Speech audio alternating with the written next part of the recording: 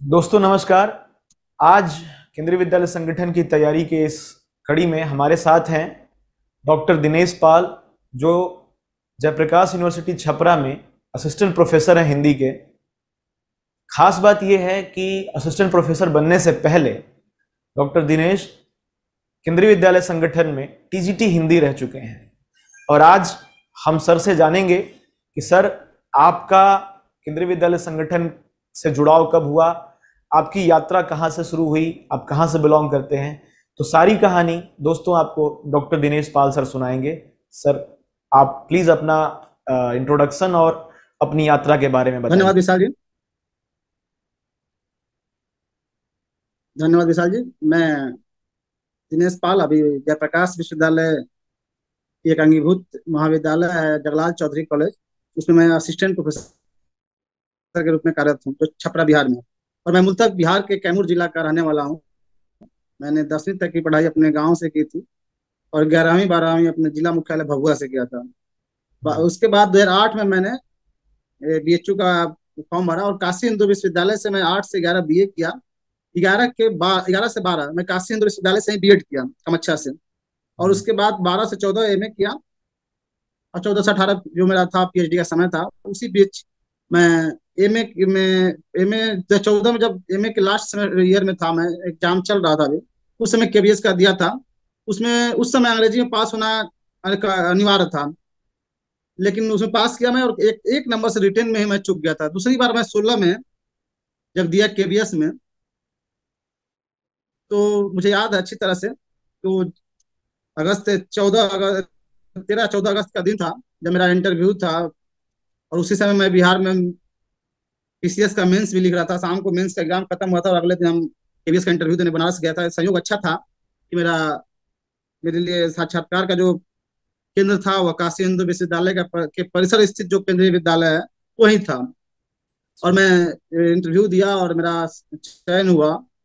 मेरी first posting जो हुई थी केंद्रीय विद्यालय में, मैं 16 अक्टूबर, नहीं 13 अक्टूबर 2016 में मैं केंद्रीय विद्यालय अंगुल उड़ीसा में एग्जाम किया था। और वहां पे मैं लगभग 1.5 साल रहा। उसके बाद मेरा स्थानांतरण हुआ था केंद्रीय विद्यालय कोरापुट उड़ीसा में ही, जो हार्ट प्लेस था वहां पे हुआ था। और मैं 19 में यहाँ से 16 अगस्त 2019 को मैं बिहार में असिस्टेंट प्रोफेसर में ज्वाइन कर लिया। तो आप सर, आपने ये बताया कि आप बीपीएससी का मेंस दे रहे थे। कहाँ पर मेंस चल रहा था हम्म। आपका? पटना में? पटना में मेरा, पटना के एन कॉलेज में चल रहा था एग्जाम। मेरा पूरा खत्म भी नहीं हुआ था, तीसरा या चौथा पेपर मेरा था। उसके अगले दिन मेरा केबीएस का इंटरव्यू था। हाँ हाँ हाँ। उसी दौरान उस बैच के सभी लोगों का मेंस का चल रहा था और वो लोग इंटरव्यू देने गए थे। आपको याद जी। होगा। तो फिर आपने मेंस को छोड़ा या फिर बीच में आकर जाकर फिर आपने मेंस दिया? नहीं, संयोग बड़ा अच्छा था कि उस दिन मेरा मेंस का पेपर नहीं था। अच्छा। इंटरव्यू के दिन भी नहीं था, उसके अगले दिन भी नहीं था। दो हाँ दिन हाँ शायद गैप मिला था। और उसके हाँ। बाद फिर हम आए थे। कोई छुट्टी थी, वो याद नहीं छुट्टी किस चीज की थी वो। चलिए ठीक है। तो इंटरव्यू आपका हुआ केवी बीएचयू में। बीएचयू से जी। आप पढ़े और बीएचयू केवी में इंटरव्यू हुआ। आपको हम्म। अगर आपके इंटरव्यू के प्रश्न याद होंगे तो आप हमारे एस्पिरेंट्स के साथ, हमारे दर्शकों के साथ साझा करिए। जी, मैं जैसे इंटरव्यू को लेकर बहुत ज्यादा तैयारी नहीं किया था, क्योंकि मैं तो मेंस का एग्जाम में व्यस्त था। लेकिन था कि मेरे पास एक आत्मविश्वास था कि मैं मेंस में अपना जीएस और हिंदी पढ़ा हूँ, इसलिए उसी से सवाल वहां पे लगभग पूछे जाएंगे। मैं हम्म, गया, जैसे ही बैठा तो उसमें चार बैठे थे जो हमारे सामने एक्सपर्ट। हम्म, उस समय संयोग ऐसा था कि हम पहचान नहीं पाए, लेकिन दो मैडम जो हिंदी की थी, वो हम्म। एक बीएचयू और एक यूपी कॉलेज की थी। जब अच्छा। इंटरव्यू के बाद निकले तो उनके किसी कार्यक्रम में चेहरा दिखा तो पता चला कि एमएमबी कुर्वशी मैडम थी और हम्म, एक मीरा मैडम शायद थी यूपी कॉलेज की। खैर, हम्म, तो जब मैं गया तो मुझसे सबसे पहले यही पूछा गया कि आप क्या करते हैं। हम्म। उस समय मैं काशी हिंदू विश्वविद्यालय से पीएचडी कर रहा था। अच्छा, आप तो इनरोल्ड मैंने हो गए थे? कहा, हाँ एनरोल मेरा हो गया था 14 के दिसंबर में ही। तो मैं बोला कि पीएचडी कर रहा हूँ। हम्म, तो पीएचडी का जैसे टॉपिक, एक मैडम ने टॉपिक पूछा, हम्म। यही फिर? टॉपिक पूछा कि पीएचडी का क्या टॉपिक आपका है। मैं हम्म, बताया कि मैं उड़ीसा परिचय कथा साहित्य और उनके अंतर वस्तु पे पीएचडी कर रहा हूँ। तो एक लोग वहीं बगल में जो दूसरी मैडम थी, उन्होंने पूछा, "ये कौन लिखता है, क्या लिखती हैं, कहाँ की हैं?" तो मैं सर, फिर एक मिनट, आप अपनी पीएचडी का टॉपिक एक बार फिर से बताइए, आवाज कट गई थी। मेहरुनिसा परवेज के कथा साहित्य की अंतर वस्तु एवं अभिव्यक्ति। अच्छा। हम्म। मैडम ने पूछा कि पीएचडी मेहरुनिसा परवेज कहाँ की हैं और क्या क्या लिखी हैं, मतलब उनके हम्म। बारे में जानना चाहें। तो मैंने बताया। तब तक रोशनी मैडम ने फिर उस पे बोली कि उनकी कोई साहित्य का उपन्यास बताइए जो सबसे चर्चित हो। पढ़ी थी मैंने, फिर उनको कुर्जा बताया। कुर्जा पूछी, कुर्जा नामे के बारे में पूछ दी, कुर्जा क्या है। मुझे अच्छी तरह से याद है कि तो मैं जब बताया कि कुर्जा जो हम लोग भोजपुरी में, अगर आप कैमूर बिहार का जो माहौल है, जो परिवेश है वहाँ, जिसे हम लोग बाल बीनना कहते हैं, यानी धान या गेहूं के खेत से जब फसल कट जाते हैं, हाँ भूंज हाँ। बांध जाते हैं, तो उसे फसल के टुकड़े वो खेतों में पड़े होते हैं, और उन्हें हम्म। जो गरीब परिवार के बच्चे होते हैं वो चुनते हैं। हम्म। उसी को वहाँ के छत्तीसगढ़ी के भाषा में कोरजा बोला जाता है। हम्म। तो वह प्रतीकात्मक नाम उस उपन्यास का दिया गया है, क्योंकि उसके जो रिश्ते हैं, उसमें जो पात्र हैं, उन पात्रों के जो रिश्ते जुड़े हुए हैं, वो उसी तरह टुकड़े टुकड़े में जैसे हैं। जो दूर दूर के रिश्तेदारों को, जो उसकी मुख्य पात्र नानी है, उसके यहाँ उसके कोई दूर की भान पोती लगती है, भतीजी लगती है, इस तरह परिवार जुड़ा हुआ है, तो उस हम्म। पर प्रतीकात्मक वो नाम दिया उन्होंने कोरजा।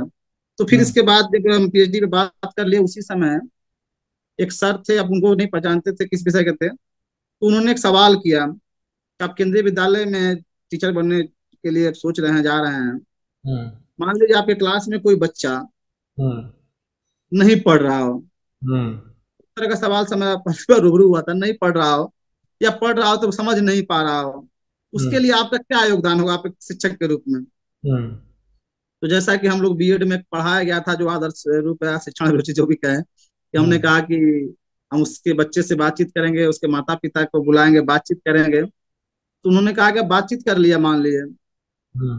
तो आप समस्या भी जान गए कि उसकी समस्या क्या है, लेकिन आप उसके लिए क्या करेंगे, आपका योगदान क्या होगा, कैसे आपको समान विद्यार्थी की तरह बराबर होगा। हम्म। तो मैंने कहा कि जब मैं उसकी समस्या जान जाऊंगा तो मैं उसे थोड़ा ज्यादा ध्यान दूंगा उस क्लासरूम में, हम्म। और कोशिश करूंगा कि वो सीखे। तो सर ने कहा कि आप कैसे ध्यान अलग से दीजिएगा, जब सब रहेगा बच्चा तो सबको बराबर देना होगा। बोले जी सर बिल्कुल।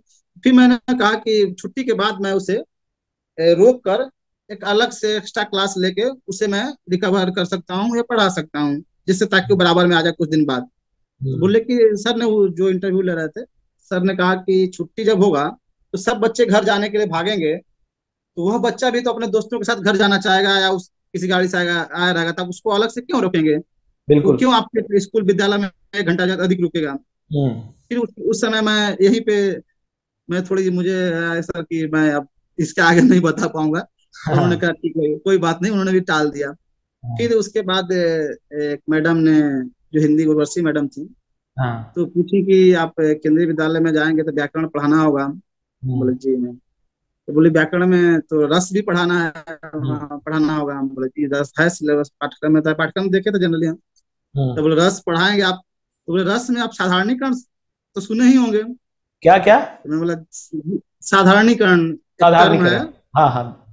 रस रस सिद्धांत में। तो बोले हम्म। रस सिद्धांत में साधारणीकरण है। तो हम्म। साधारणीकरण को आप बच्चों को कैसे समझाएंगे, अगर आपसे बच्चे मान लीजिए पूछते हैं साधारणीकरण कैसे हुआ, चाहे क्या है, तो उस पर आप क्या समझाएंगे। हम्म। तो फिर मैं जो पढ़ा था हिंदी के 2-3 लोगों का मत, उस मत से मैं बताया कि साधारणीकरण सामान्यतः तादात्म्यकरण होता है, जब श्रोता और जो कोई किसी कवि से या नाटककार से या फिल्म से जब एक जुड़ जाते हैं। मैं उदाहरण दिया फिर, जैसे हम सिनेमा हॉल में जाते हैं फिल्म देखने, हम्म।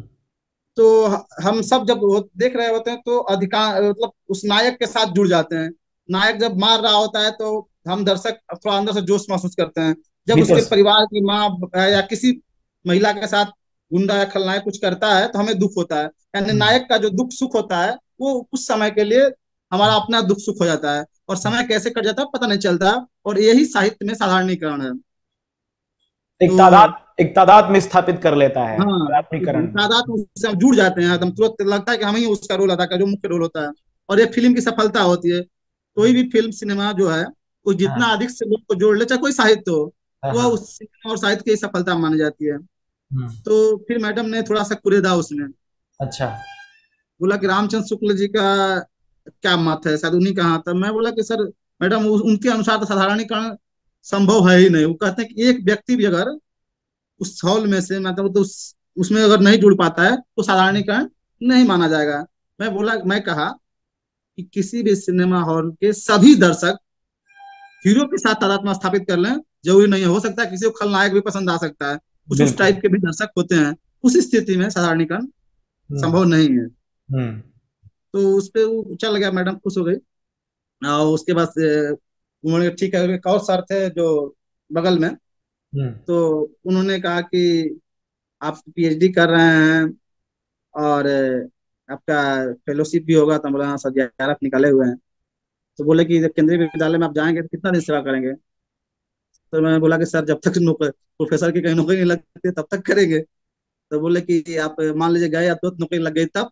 और उस समय मैं बिहार का फॉर्म डाल चुका था और लग रहा अच्छा। था कि जल्दी हो जाएगा। उस हाँ। समय अंग्रेजी विषय का एक दो का चल जो है काउंसलिंग इंटरव्यू हो चुका था, तो लग रहा था अच्छा। जल्दी हो भी जाएगा। तो बोला कि सर ये तो जाहिर सी बात है कि जब मेरा होगा तो चले आएंगे। तो बोले तब तो आप फिर नुकसान पहुंचाएंगे। तो ऐसी बातचीत हुई। मैं एक मिनट, एक मिनट, एक मिनट, एक अ, मिनट सर। आपने सीधे सीधे कह दिया कि हाँ, अगर मेरा हो जाएगा तो मैं चला जाऊंगा। जी इस ये प्रश्न बहुत सारे विद्यार्थियों का रहता है कि अगर पूछा जाएगा कि हमें अगर ऊंची जॉब या कुछ और नौकरी मिलती है तो हम तो चले जाएंगे। इस स्थिति में आप केंद्रीय विद्यालय संगठन का लॉस कर रहे हैं। क्यों नहीं आपकी जगह किसी और को दे दिया जाए, आपकी जगह किसी और को दे दिया जाए जो केंद्रीय विद्यालय संगठन में ही सेवा करे। इसका एक आदर्श उत्तर क्या हो सकता है? देखिए, जैसे अगर हम कोई भी कितना भी आदर्श उत्तर दें उस समय, हाँ। तो सामने वाला को भी लगता है कि आदर्श ही दे रहा है, सही नहीं बोल रहा है। हाँ। और मुझे जो लगता है कि एक तो मुझे जैसे मेरा स्वाभाविक जो लगता है कि जो आपके मन में ईमानदारी से जो है सवाल, वो हम्म। आप उस समय जवाब देना चाहिए। आपका सवाल है कि आदर्श जवाब क्या हो सकता है। हम्म। ठीक। तो जैसे आप जिसको आदर्श अगर जवाब देना है, तो कहेंगे ठीक है सर, हम जैसे अगर मान लीजिए मुझे आदर्श जवाब देना होता है, तो हम्म। मैं कहता कि सर मैं पीएचडी इसलिए कर रहा हूँ कि मैं एक मुझे डॉक्टरेट होने की बहुत शौक है, मैं डॉक्टर लगा दूं। और उच्च डिग्री मुझे पारिवारिक में पहली बार कोई पीएचडी नहीं किया है, तो मैं मेरी शौक है पीएचडी करना, लेकिन मुझे बच्चों के साथ पढ़ना ज्यादा पसंद है, इसलिए मैं उधर नहीं जाऊंगा, केंद्रीय विद्यालय में ही रहना चाहूंगा। एक तो ये हो सकता है। दूसरा हो सकता है कि सर अगर कोई अच्छा योग्य विद्यार्थी अभ्यर्थी मिलता है तो उसे दे दिया जाए, न तो उससे अगर नहीं मिलता है तब हमें दिया जाए। तो लेकिन ये आदर्श होगा, हमको वो जहां तक लग रहा ईमानदार, है कि ईमानदार उत्तर नहीं हुआ। वो भी समझते हैं कि ये बस एक थोथा बयानबाजी हो रही है। जी जी तो मतलब जो एस्पिरेंट देख रहे हैं वो आप देखिए कि कैसे इन्होंने साफ साफ ईमानदारी से कहा कि सर अगर मुझे मौका मिलेगा तो मैं बिल्कुल जाऊंगा, लेकिन तब तक मैं केंद्रीय विद्यालय संगठन में अपनी सेवा जरूर करूंगा। यही उत्तर सही है ना? हाँ हाँ, मुझे उसमें अगर पूछते हैं कि क्यों आपको जो भी, तो कहें सर एक और बात आप स्पष्ट कर सकते हैं कि सर हर आदमी एक अपने महत्व बेहतर करना चाहता है और चाहता है कि आगे से आगे जाएं। केंद्रीय विद्यालय जब प्रोफेसर नहीं भी होते हैं तो केंद्रीय विद्यालय में भी हम कोशिश करें पीजीटी बने, फिर वाइस प्रिंसिपल बने, प्रिंसिपल बने, हाँ। क्योंकि हर हाँ। आदमी चाहता है कि हम अपनी उपलब्धियों को बढ़ाएं। तो हाँ। स्वाभाविक सी बात है कि हम जहाँ बेहतर मिलेगा वहाँ पे हम नियम के तहत जाएंगे ही जाएंगे। फिर आपसे व्याकरण से और साहित्य से और कैसे प्रश्न हुए? व्याकरण से मुझे, हमको याद है जहां तक एक ही सवाल और हुआ था अलंकार पे। तो अच्छा। उसमें भी था कि ये उपमा और रूपक और उत्प्रेक्षा तीनों अलंकार जो है एक जैसे लगते हैं। तीनों हाँ। में आप अगर बच्चों को समझाना है, और मतलब उनका कहना था कि हम बच्चे आपके सामने हैं, हाँ। आप मुझे कम शब्दों में कैसे आप स्पष्ट कर सकते हैं। हम्म। तो मैं भी उसी अंदाज में समझता था, लिखने के लिए भले अलग था लेकिन समझता यही था कि जैसे उत्प्रेक्षा में है कि हम मान लेते हैं कि वो उसके समान है। हम्म। जैसे चंद्रमुखी का जो होता है कि हम मान लेते हैं कि मानो चंद्रमुखी है, जिस किसी हम्म। सुंदरी का चेहरा देखे कहते हैं हम्म। मानो चंद्रमुखी है। हम्म। जबकि रूपक में हम कहते हैं कि नहीं, मानते नहीं है, माँ एकदम पूरा तय रहता है कि चंद्रमुखी है ही, हम लिखेंगे वो हम्म। चंद्रमुखी है। हम्म। उपमा में कहते हैं चंद्रमुखी सा है, यानी उसके समान है। तो ये तीनों में होता है कि एक होता है कि मानो ऐसा, एक होता है कि नहीं हाँ। हम मान लिया है, और एक होता है कि तुलना करते हैं। तो उपमा में हम तुलना करते हैं, रूपक में एकदम पूरी तरह उसे मान लिया होता है, और हम्म। उत्प्रेक्षा में हम मानो की यानी मानने की आपसे अपील करते हैं, कैसे कहिए तो। अच्छा। ये इस मोटे तौर पे लिखने वाला भाषा नहीं, ये समझाने वाली भाषा हम कह सकते हैं इसे। अच्छा। तो आपको पता है जैसे कि अभी केंद्रीय विद्यालय संगठन ने क्या किया है कि 30 नंबर का इंटरव्यू और 30 नंबर का डेमो कर दिया है। तो आप हमें क्या आपके साथ डेमो हुई थी, आपने कोई टॉपिक पढ़ाया था बोर्ड पे? ना, टीजीटी में मेरा डेमो नहीं हुआ था, पीजीटी का इंटरव्यू में डेमो हुआ था। अच्छा, हम पीजीटी पर भी आएंगे। तो टीजीटी में आपने कोई टॉपिक नहीं पढ़ाया था? नहीं, पढ़ाया नहीं था। तो मैं तैयार करके गया। मैं ये पूछना चाहूंगा कि आप ज्वाइनिंग करने के बाद आपने पढ़ाया तो कौन सा टॉपिक डेमो में पढ़ाना अच्छा रहेगा, गद्य, पद्य या व्याकरण? जैसे मैं खुद भी सोच के गया था हाँ, कि मैं काव्य पढ़ाऊंगा, काव्य पढ़ाएंगे। लेकिन एक मैं काव्य पढ़ तैयार करके गया था, वो केदारनाथ अग्रवाल की कविता है, चंद्रगहना से लौटती बेर, जो केबीएस के पाठ 9वीं के पाठ्यक्रम में कविता है वो। और मैं मुझे अपने बीएड के ट्रेनिंग के बीए पार्ट थर्ड में मुझे वो कविता पाठ्यक्रम में थी, तब से मुझे वो पसंद रही है लगभग, तो उससे मैं तैयार कर गया था याद करके। कौन सी कविता है देखिए, सर? चंद्रघाना से लौटती बेर, अच्छा। हम्म। वो हमको बीए पार्ट थर्ड के पाठ्यक्रम में थी, और वो हाँ। पूरी तरह प्रकृति से जुड़ी हुई कविता रही है। तो हम्म। मैं, देखिए, जब भी कोई मुझे जो लगता है कि कभी जब कोई विद्यार्थी अभ्यर्थी साक्षात्कार में पढ़ाने के लिए तैयार करता है टॉपिक, हम्म। तो उसमें उसे एक चीज देखना चाहिए कि एक तो पहले उसमें उसे पूरा तैयार हो, दूसरे कि उसमें कुछ ज्यादा सवाल बन सके जिसपे वो हम्म। बातचीत चल जाता है कि कुछ समय में खींच ले। तो मैं उसको इसलिए चुना था कि ताकि वो जो खेत का और प्रकृति का दृश्य था, तो मैं हाँ। उस परिवेश से जुड़ा हुआ था, गांव का था, खेती बाड़ी और गाय बैल सब देखा था मैंने पूरा बहुत। वो तो उस मैं मुझे बचपन में रमा जमा था, तो मुझे हम्म। लगा कि उससे जो भी कुरेद के वो जो उसका कविता की पंक्ति है कि एक बीते के बराबर ये हरा ठीना चना बांधे मुरेठा शीश पर तनकर खड़ा है, और हम्म। हल्की की न पूछो बीच पास ही मिलकर उगी है, देह की पतली कमर की है लचीली, और सरसों की न पूछो हो गई जैसे सयानी, हम्म। हाथ पीले कर लिए है ब्याह मंडप में पधारी। यानी पूरी मानवीकरण का जो चित्रण था, और जो फसल का रूप प्रस्तुत किया गया था, तो मुझे लगा इससे कई सवाल पड़ेंगे और इसको हम बता सकते हैं। तो अगर आप हम्म। जैसे गद्य हम लेके जाते हैं, तो गद्य को पढ़ाने में हम वो उतना अच्छा बांध नहीं पाएंगे, वो तो प्रभावित नहीं कर पाएंगे। तो गद्य की तुलना में पद्य ज्यादा कारगर होता है। पद्य हम्म। जब हम पढ़ाने के लिए चुने, तो कोशिश करें कि उसमें कुछ अलंकार रस के चीज हो जो कुछ और हम पकड़ लें, ताकि हम्म। लंबा खींच सके थोड़ा सा। हम्म। और उसे लयात्मक कविता अगर चुनते हैं तो ज्यादा बेहतर होता है, और आप थोड़ा बहुत भी लय उसे बना सकते हैं तो। हम्म। अब व्याकरण का क्या रहेगा रोल?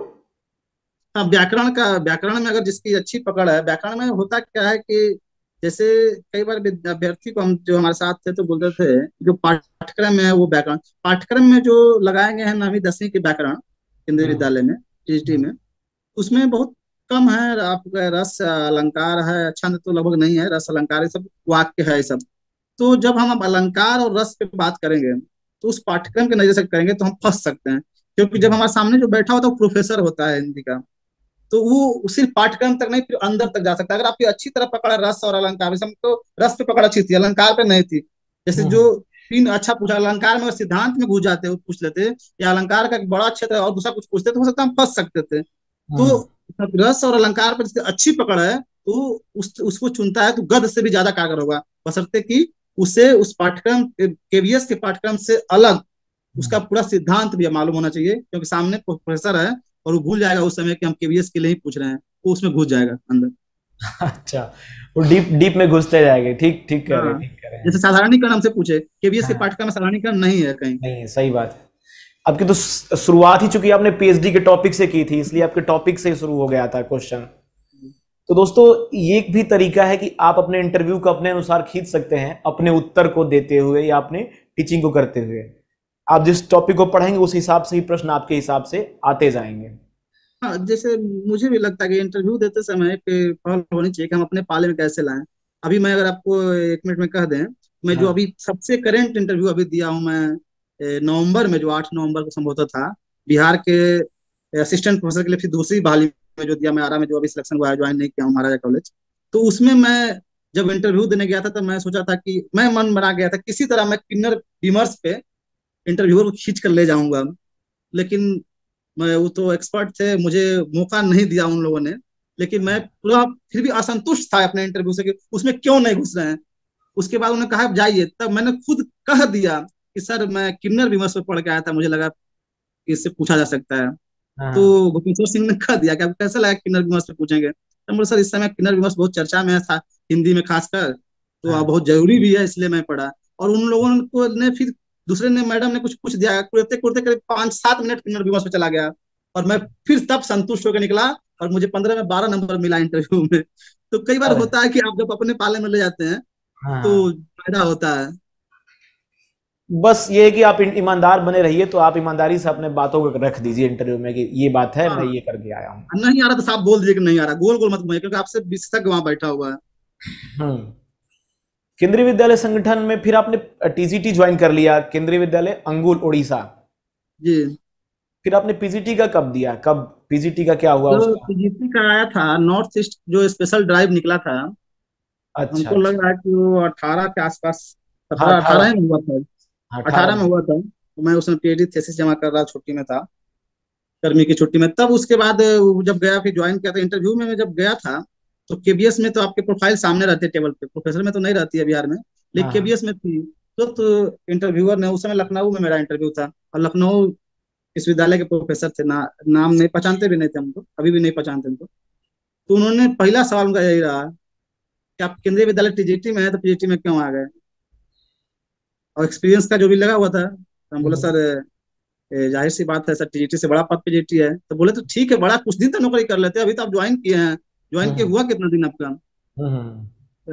मैं बोला सर, जो बहाली आई तो भर दिया, नहीं होगा तो उसमें रहेंगे। तो बोले हाँ। पीजीटी क्यों बनना चाह रहे हैं? बोले सर, पीजीटी बनेंगे तभी तो वाइस प्रिंसिपल प्रिंसिपल बनेंगे। बोला अच्छा, अच्छा। प्रिंसिपल बनने का शौक है। मान लीजिए आप प्रिंसिपल हैं, और आप संबोधित करना है 15 अगस्त के अवसर पे, भाषण हाँ। दीजिए। तो भाषण तो अच्छा। मेरे पसंद का टॉपिक था। तो जब भाषण शुरू किया तो बोला, अरे भाई, आप तो प्रिंसिपल बनने जा रहे हैं, नेता बनने जा रहे हैं। हाँ। अच्छा। हाँ, हाँ। फिर?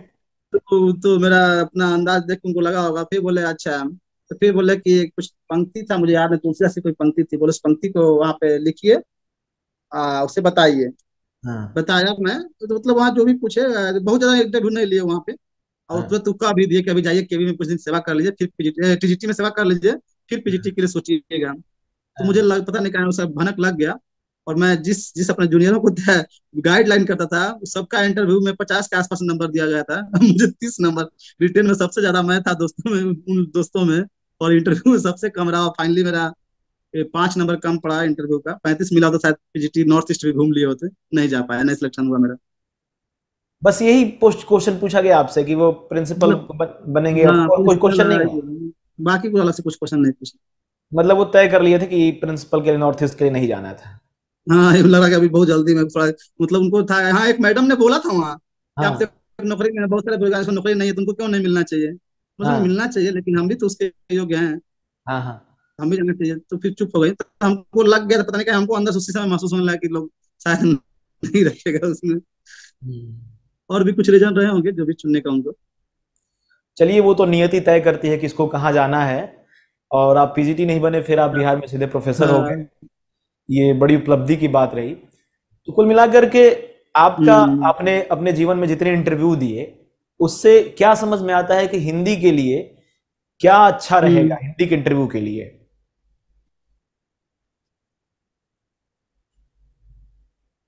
जैसे देखिए, इंटरव्यू के लिए मैं भी सही बोले आप, मैं इंटरव्यू एक अजीम प्रेमजी फाउंडेशन का भी दिया, सबसे लंबा इंटरव्यू वही रहा है। 2 केवीएस का दिया है, 2 प्रोफेसर का 4, और एक पीसीएस का, इतना इंटरव्यू मेरा दिया है, दिया हूँ मैं ये सब।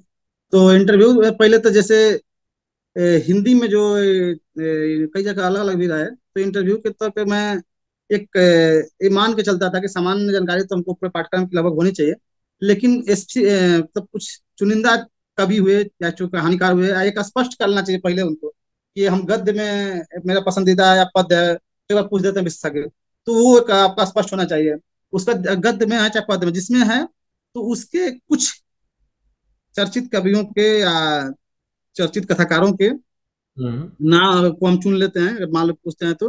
और उनकी प्रमुख रचनाओं का, अगर हम चुनते हैं किसी को, तो उसके पक्ष में हमको दलील, अपनी मजबूत दलील देनी होगी कि क्यों हम्म हमको पसंद आया, क्यों बेहतर आया, क्यों नहीं आया, या क्या उनके में खासियत है और लोगों से क्यों अलग है। हम्म। वो स्पष्ट होनी चाहिए हर किसी को।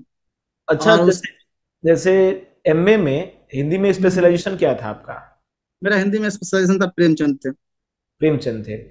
तो जो लोग एमए करके जा रहे हैं, चाहे वो टीजीटी के लिए हो चाहे पीजीटी के लिए हो, तो उनसे स्पेशलाइजेशन पर भी तो सवाल हो सकते हैं कि आप अपने बिल्कुल बिल्कुल स्पेशलाइजेशन पे बिल्कुल उसको बिल्कुल पढ़कर बिल्कुल बताइए। बिल्कुल। जैसे हमसे भी प्रेमचंद पे पूछा गया था, हाँ। टीजीटी में ही शायद पूछे थे, अच्छा। लेकिन बहुत ज्यादा नहीं पूछे, बस पूछे कि तो जैसे नाम पूछे क्या वैसे बताए प्रेमचंद, तो फिर वो पीएचडी पे आ गए लोग नॉर्मली से। अच्छा। लेकिन कई लोगों से पूछा उस विस्तार से, जिसका पीएचडी नहीं होता है हाँ हाँ। उसके लिए वो स्पेशल पेपर बहुत महत्वपूर्ण हो जाता है। जिसके पास अच्छा। पीएचडी का कर रहा है, पीएचडी किया है, तो हम्म। वो एमए के स्पेशल से ज्यादा पीएचडी स्पेशलाइजेशन हो जाता है ना, इसलिए उसमें वो ज्यादा सवाल करते हैं। ठीक ठीक ठीक। तो जो पीएचडी नहीं कर रहा है उसको अपने स्पेशलाइजेशन वाले को हाँ पेपर बिल्कुल को जरूर बिल्कुल, उसको पढ़ना पूरा चाहिए। ख्याल रखना है उसको। उसमें क्या क्यों चुने आप, हाँ। पहला सवाल यही हो जाता है, क्यों चुने, क्या हम्म। अलग दिखा है। और उसके बाद उन पे उनकी जो रचनाएं रहेंगी उस पे वो टिप्पणी पूछे, वो मान लेते हैं कि आप उनके पूरी अच्छी तरह से पढ़े हैं इस टॉपिक पे।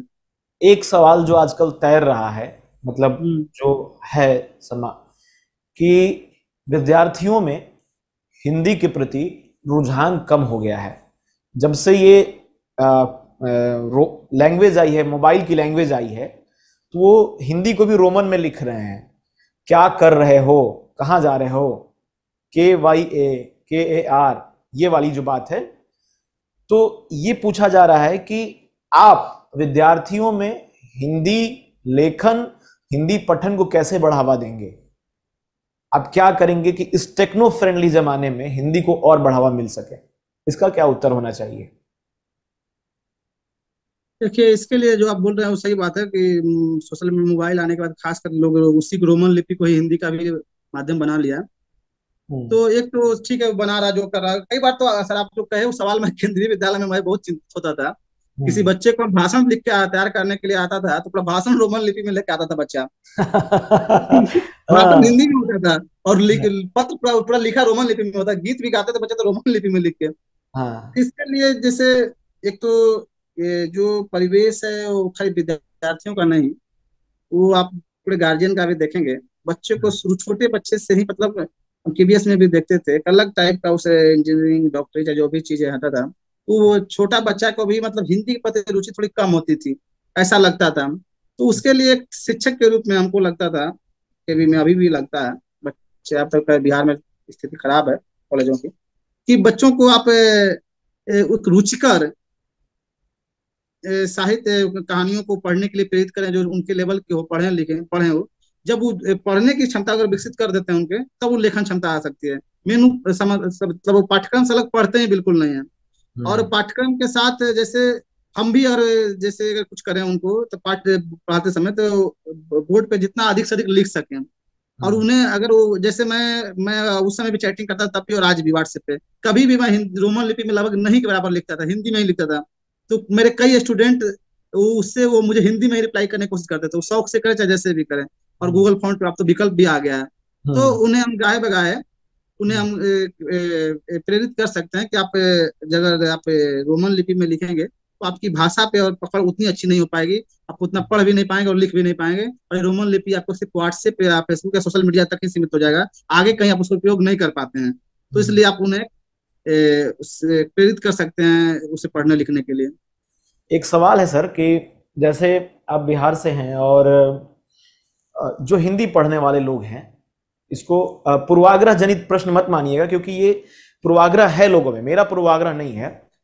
कि जो हिंदी पढ़ते हैं या फिर जो बिहार से या हिंदी बेल्ट के हैं, उनकी अंग्रेजी थोड़ी कमजोर हो जाती है। तो बिल्कुल क्या बिल्कुल बिल्कुल क्या केंद्रीय विद्यालय संगठन में, क्योंकि केंद्रीय विद्यालय संगठन में नॉर्थ ईस्ट भी है और साउथ भी है, वहां पर हम्म। इंग्लिश ज्यादा चलता है। तो हिंदी टीचर को क्या इंग्लिश उतना आना चाहिए या फिर उसके विषय की पकड़ से ही उसका काम चल जाएगा।